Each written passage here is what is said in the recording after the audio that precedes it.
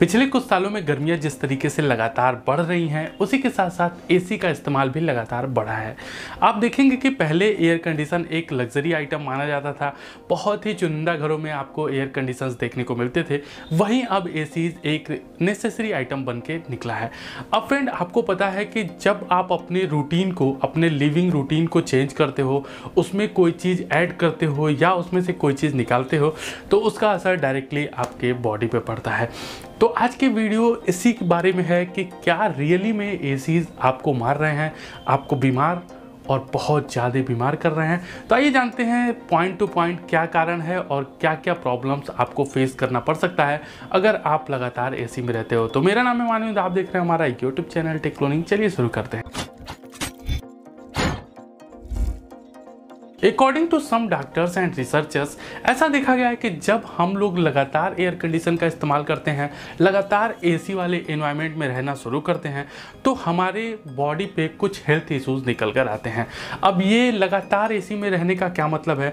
जैसे मान लीजिए कि आपने अपने घर पे एक एसी इंस्टॉल करा रखा है, साथ ही साथ आप जिस ऑफिस में काम करते हो वहाँ पे भी एसी तो होता ही है।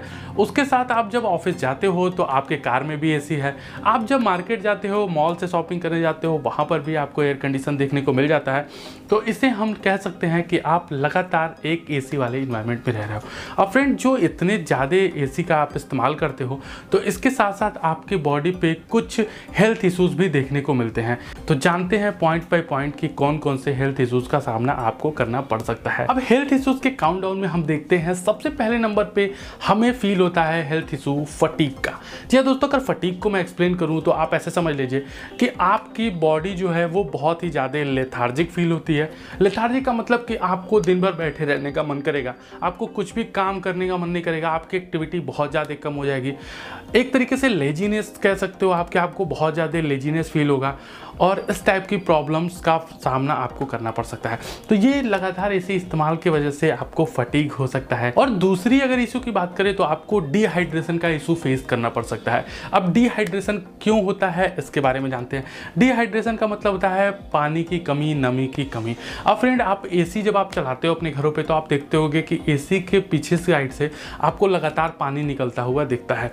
अब ये पानी आखिर आता कहाँ से एसी में? तो ये आता है आपके कमरे के अंदर प्रेजेंट एयर में जो वाटर मॉलिक्यूल्स होते हैं, वही एसी जो है उसको सेग्रीगेट कर देता है, उसको अलग कर देता है और अलग करके बाहर फिल्टर आउट करके बाहर निकाल देता है। अब होता ये है कि जो आपके एयर में नमी होनी चाहिए उसको भी वो खींच लेता है, और जो ज़रूरत, जितने नमी की ज़रूरत होती है वो भी नमी आपके एयर में प्रेजेंट नहीं होती है, जिसके वजह से आपको डिहाइड्रेशन का प्रॉब्लम होता है। अब डिहाइड्रेशन की वजह से आपको रेगुलर बेसिस पे हेडेक रह सकता है, या फिर आपको माइग्रेन्स की प्रॉब्लम हो सकती है। अगर आपको ऑलरेडी ये प्रॉब्लम है, उसके बाद आप एसी यूज करते हो, तो ये प्रॉब्लम्स और ज़्यादा बढ़ भी सकती हैं। अब जो तीसरे नंबर पे जो हेल्थ इशू है वो है ड्राइनेस आई का। जी हाँ दोस्तों, आई ड्राइनेस का यहाँ पे आपको प्रॉब्लम देखने को मिलता है। आई ड्राइनेस से होता क्या है, वही सेम नमी जब कम हो जाती है, एयर कंडीशन में डिहाइड्रेशन होता है, तो उसके वजह से आंखों में ड्राइनेस आने लगती है। और जब आंखों में ड्राइनेस आती है तो उसकी वजह से आपकी आंखों में इचिंग हो सकता है, आपको धुंधला दिख सकता है, साथ ही साथ आपको आंखों में बहुत ज़्यादा इरिटेशन हो सकता है। तो जो अगली हेल्थ प्रॉब्लम है वो है नाउसिया की।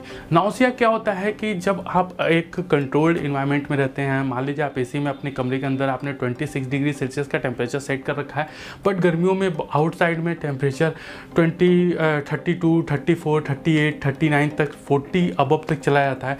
तो वहाँ पे क्या होता है, जब आप इमीडिएट बेसिस पे अपने घर से, अपने कमरे से बाहर निकलते हो, तो आपके कमरे के अंदर का टेम्परेचर ज़्यादा होता है, बाहर का बहुत ज़्यादा होता है, घर के अंदर का टेम्परेचर कम होता है। तो इसकी वजह से जो टेम्परेचर डिफरेंस है वो आपकी बॉडी को डायरेक्टली हिट करता है, और जिसकी वजह से आपको बहुत सारे, जैसे हेडेक हो गया, और इसके वजह से बॉडी पेन हो गया, और भी अन्य तरह की दिक्कतों का सामना करना पड़ सकता है। साथ ही साथ दोस्तों, सर्दी जुकाम, इस टाइप की बीमारियों का भी सामना करना पड़ सकता है, छोटी मोटी बीमारियों का। अब दोस्तों, ये तो था छोटी मोटी बीमारियां। अब कुछ बड़ी प्रॉब्लम्स की बात करते हैं जो आपको हो सकती है। Respiratory diseases. जी हाँ दोस्तों, यहाँ पे सांस लेने में आपको दिक्कत हो सकती है, सांस फूल सकती है आपकी।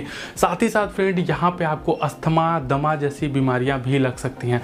अगर आप ऑलरेडी दमा के या फिर अस्थमा के मरीज हैं तो एयर कंडीशन में रहना आप लोग के लिए और ज़्यादा नुकसानदायक साबित हो सकता है, क्योंकि आपको प्रॉब्लम को और ज़्यादा इन्हेंस कर देगा। उसके अलावा दोस्तों बड़ी प्रॉब्लम्स में स्किन की प्रॉब्लम आती है, जिसपे आपके पूरे स्किन पे रैशेस हो सकते हैं, रेडनेस हो सकता है, इरिटेशन हो सकता है, ईचिंग हो सकता है, और ये इतना बढ़ सकता है कि आपको मे भी किसी स्किन स्पेशलिस्ट यानी डर्मोलॉजिस्ट के पास भी जाना पड़ सकता है। तो एक सबसे बड़ी प्रॉब्लम है जो रेगुलर बेसिस पे अगर आप एसी इस्तेमाल करते हैं तो आपको खुद फील होता होगा बोन में पेन का। जी हाँ दोस्तों, जो बोन पेन होता है, जो जॉइंट्स पेन होते हैं, वो लगातार एसी इस्तेमाल करने की वजह से बहुत ज़्यादा इंक्रीज़ हो जाते हैं। अगर आप गौर करिए कि आप बहुत दिनों से, अगर आपने अभी नया नया एसी इंस्टॉल करा है और आप कुछ दिनों से एसी में रह रहे हैं, तो आप देखेंगे पहले के समय में आपके बॉडी में इस टाइप की मतलब नेचुरल कोई भी पेन नहीं होता था, बट अभी आप देखेंगे कि आपको लगेगा कि आपके पूरी बॉडी में जो बोन्स हैं वो अलग अलग एरिया में रेगुलर पेन होता रहता है। वो बहुत माइनर होता है, बट आपको फील होगा कि आपको पेन होता है। तो ये भी एसी के कारण ही होता है। रेगुलर एसी यूज करने के कारण आपके बोन में पेन्स हो सकते हैं।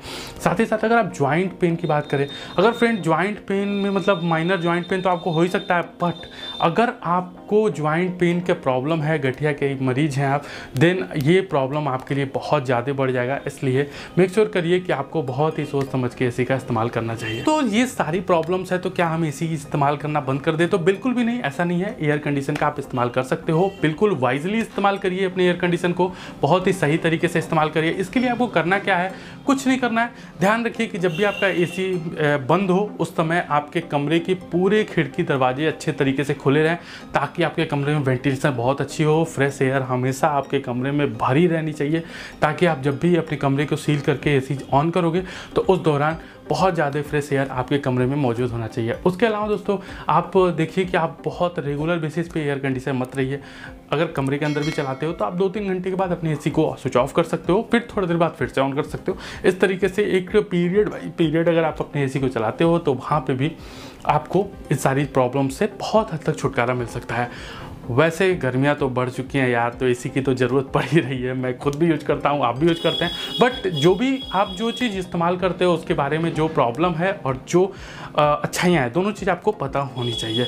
तो बस आज की वीडियो में यही था। वीडियो अगर अच्छी लगी हो तो प्लीज़ लाइक, शेयर और सब्सक्राइब करना मत भूलिएगा। साथ ही साथ मिलते हैं अगले किसी एक नए वीडियो में किसी एक नए टॉपिक के साथ। तब तक के लिए गुड बाय।